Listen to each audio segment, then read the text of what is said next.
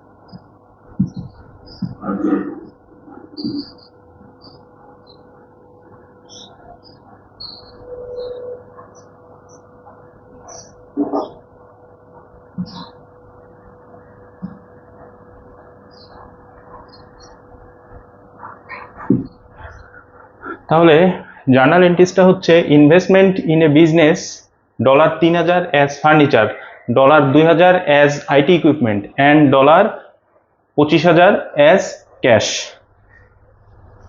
এখানে ব্যবসা শুরু করা হলো আপনার 3000 টাকার ফার্নিচার নিয়ে, 3000 পরিমাণ ডলার ফার্নিচার নিয়ে, 2000 পরিমাণ ডলার আইটি ইকুইপমেন্ট নিয়ে এবং $25,000 ক্যাশ নিয়ে। তাহলে এক্ষেত্রে আমাদের কি হলো যে 3 ধরনের অ্যাসেটস আমাদের বৃদ্ধি পেল। তাহলে অ্যাসেটস বৃদ্ধি পেলে অ্যাসেটস হচ্ছে ডেবিট, এবং যেহেতু ব্যবসা শুরু করেছে তাহলে এই তিনটা আইটেমের টোটাল যোগফলটা হয়ে যাবে ক্যাপিটাল, অ্যাজ এ ক্যাপিটাল হিসাবে। এই তিনটা আইটেম ক্যাপিটাল হিসাবে শুরু করেছে, তাহলে capital is one kind of owners equity বা আদার দ্যান বলা যেতে পারে লায়াবিলিটি। হ্যাঁ, কারণ বিজনেস একটা আলাদা একটা এন্টিটি, অ্যাজ এ বিজনেস আলাদা একটা এন্টিটি। সেহেতু এই জিনিসগুলো দিয়ে যখন ব্যবসা শুরু করা হলো তখন এই জিনিসগুলো হচ্ছে অ্যাজ এ এই ম্যানেজমেন্টের কাছে, এই বিজনেস যেই ম্যানেজমেন্ট এদের কাছে এগুলো হচ্ছে ক্যাপিটাল। সুতরাং এই ক্যাপিটালটা হচ্ছে ওয়ান কাইন্ড অফ লায়াবিলিটি। তাহলে লায়াবিলিটি যখন বৃদ্ধি পায়, আমরা আগের ক্লাসে শিখে এসেছি, লায়াবিলিটি হয়ে যাবে হচ্ছে ক্রেডিট। তাহলে আসুন জার্নাল এন্ট্রিসটা কিভাবে হচ্ছে আমরা একটু দেখে আসি।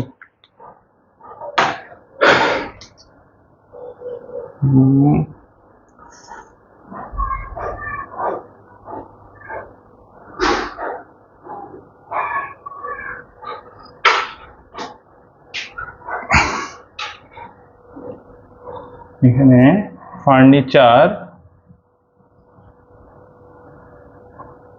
Furniture debit,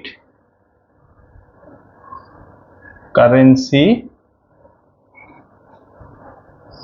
debit, credit. Furniture debit 3000, তারপরে আসলো হচ্ছে IT equipment,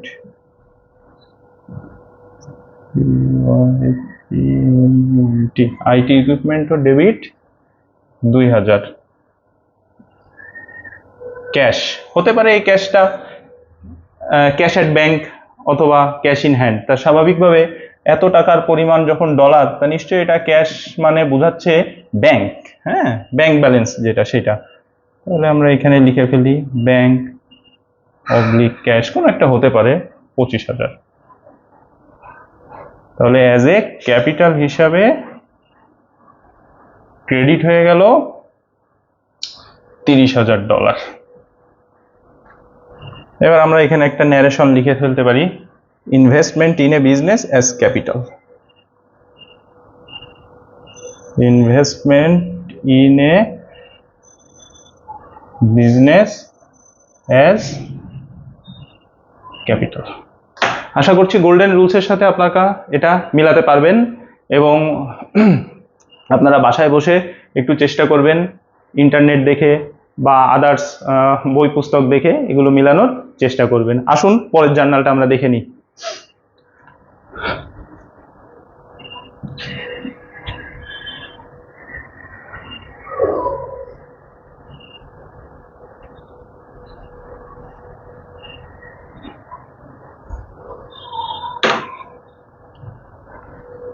number 2, purchase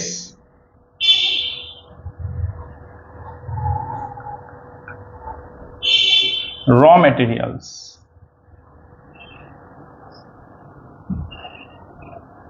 purchase raw materials $30,000 from ABC limited.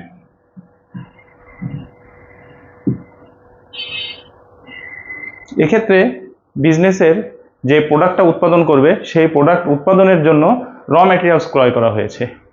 তাহলে এক্ষেত্রে আমাদের জার্নালটা কি হবে? পারচেস অ্যাকাউন্ট চলে আসবে। পারচেস অ্যাকাউন্ট ডেবিট এবং এবিসি কোম্পানি থেকে কেনা হয়েছে। ধরে নেওয়া হলো যখন কোনো কিছু উল্লেখ থাকবে না এবং বর্তমানে মডার্ন বিজনেস রুলস অনুযায়ী সবকিছুই বাকিতে হয়ে থাকে, অর্থাৎ accrual basis accounting, ACCRUAL, accrual basis accounting. এটাকেই হচ্ছে আপনার ইন্টারন্যাশনাল স্ট্যান্ডার্ডস ফলো করছে, অর্থাৎ IFRS। ঠিক আছে, অ্যাক্রুয়াল বেসিস অ্যাকাউন্টিং। তো সেই অনুযায়ী আমরা এটা জার্নালটা দিতে পারি পারচেস অ্যাকাউন্ট ডেবিট। আর যেহেতু আমরা ক্রয় করেছি এখনো টাকা দেইনি, তার মানে কি হলো, একটা আমাদের দায় সৃষ্টি হলো। আর দায় যদি সৃষ্টি হয়ে থাকে তাহলে অর্থাৎ দায় সৃষ্টি হওয়া মানে দায় বৃদ্ধি পাওয়া। তাহলে দায় যদি বৃদ্ধি পেয়ে থাকে সেক্ষেত্রে আমাদের কি হচ্ছে, দায় গোল্ডেন রুলস অনুযায়ী ক্রেডিট হচ্ছে। তাহলে এখানে আমরা লিখে ফেলতে পারি অ্যাকাউন্টস পেয়াবল। অ্যাকাউন্টস পেয়াবল লিখে আমরা কোম্পানির নামটা লিখে দিতে পারি ABC লিমিটেড। টাকার অ্যামাউন্ট বসিয়ে দিলাম 30K। আশা করছি সেকেন্ড জার্নালটাও আপনারা বুঝতে পেরেছেন। তাহলে ক্রয় সংক্রান্ত যেই জার্নালগুলো আছে সেগুলো আপনারা আরো একটু বই দেখে এবং ইন্টারনেট দেখে জানার চেষ্টা করবেন। আপনারা এখান থেকে বেসিক জিনিসটা শিখতে পারছেন আশা করছি। আসুন পরের জার্নাল, একটা এক্সপেন্স রিলেটেড একটা জার্নাল দেখে আসি।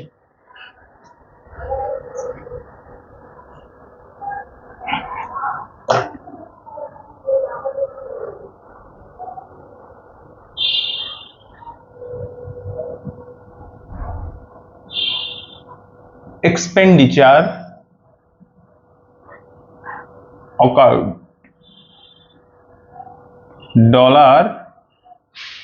$3,000 for product research and development। তাহলে এক্ষেত্রে আমাদের কি হলো, একটা এক্সপেন্স বৃদ্ধি পেল, রিসার্চ অ্যান্ড ডেভেলপমেন্ট নামক একটা এক্সপেন্স বৃদ্ধি পেল আমাদের। রিসার্চ অ্যান্ড ডেভেলপমেন্ট নামক একটা এক্সপেন্ডিচার ইনক্রিজ হলো এবং সেই রিসার্চ অ্যান্ড ডেভেলপমেন্ট যদি আউটসোর্সিং কোনো ফার্ম থেকে হয়ে থাকে তাহলে কি হলো, তাহলে আমাদের অ্যাকাউন্টস পেয়াবল আসলো। কারণ এখানে আমাদের বলা হয়নি যে ক্যাশ টাকা দেওয়া হয়েছে নাকি বাকিতে হয়েছে। যখন কোনো কিছু বলা থাকবে না আমরা এই যে অ্যাক্রুয়াল বেসিস অ্যাকাউন্টিংটা সবসময় ফলো করবো। তাহলে ধরে নেওয়া হলো এটা বাকিতে হয়েছে। হ্যাঁ, তাহলে আমরা কি লিখতে পারি জার্নালটা, research and development expenses debit $3,000।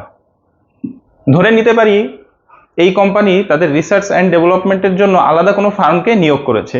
তাহলে সেই ফার্মের নাম আমরা ধরে নিই XYZ হতে পারে সেই ফার্মটার নাম। তাহলে আমরা লিখতে পারি অ্যাকাউন্টস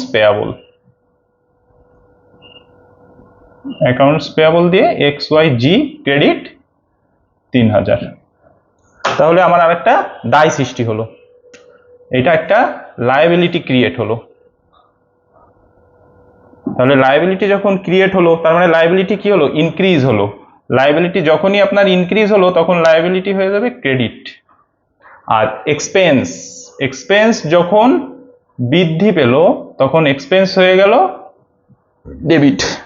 আশা করি গোল্ডেন রুলসের সাথে এটাও আপনারা মিল করতে পারছেন। তাহলে এক্সপেন্স রিলেটেড যে জার্নালগুলো হবে সেগুলো ঠিক এই পদ্ধতিতেই এবং এইভাবে এন্ট্রিগুলো দেওয়ার আমরা চেষ্টা করব। এবং সবসময় মনে রাখবো বর্তমানে সবকিছু IFRS স্ট্যান্ডার্ড অর্থাৎ অ্যাক্রুয়াল বেসিস অ্যাকাউন্টিং ফলো করছে। ঠিক আছে, আসুন তাহলে একটা সেলস রিলেটেড জার্নাল দেখে আসি।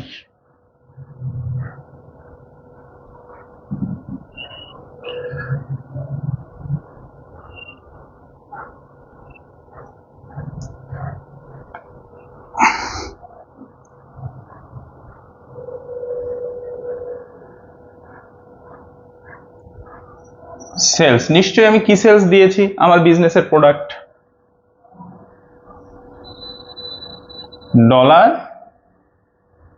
$5,000 টু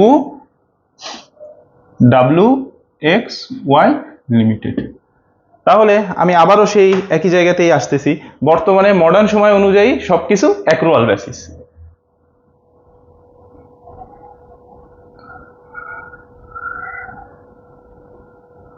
এটা সবসময় আমাদেরকে মাথায় রাখতে হবে, যদি কোনো কিছু উল্লেখ না থাকে, ক্যাশ অথবা ব্যাংক এই কথাটা উল্লেখ না থাকলেই আমাদের ধরে নিতে হবে অ্যাক্রুয়াল বেসিস অ্যাকাউন্টিং। তাহলে এখানে আমাদের কি হচ্ছে, সেলস, প্রোডাক্ট বিক্রি করা হলো XYZ এর কাছে, তার মানে XYZ এর কাছ থেকে আমি টাকা পাবো।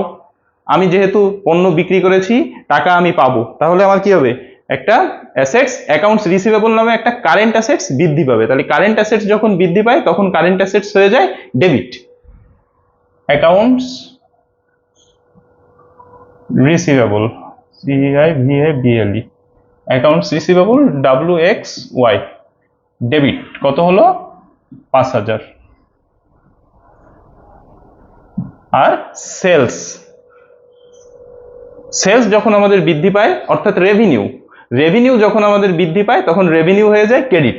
একইভাবে রেভিনিউ বৃদ্ধি পেয়েছে 5,000 পরিমাণ, কিন্তু এখনো আমরা টাকা পাইনি, যা অ্যাক্রুয়াল বেসিস হিসাবে আমরা বুকস অফ অ্যাকাউন্টসে রেকর্ড করে ফেললাম।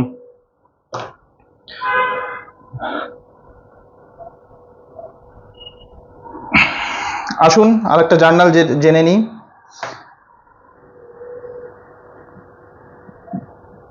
Purchasing machineries